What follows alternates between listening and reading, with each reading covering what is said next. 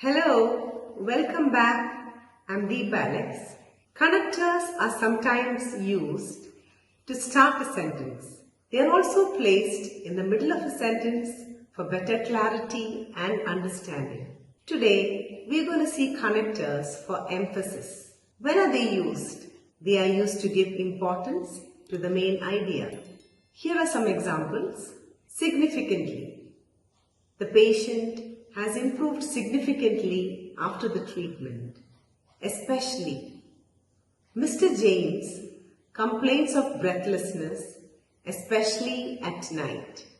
Specifically, the patient has been specifically advised to lose weight owing to a high BMI.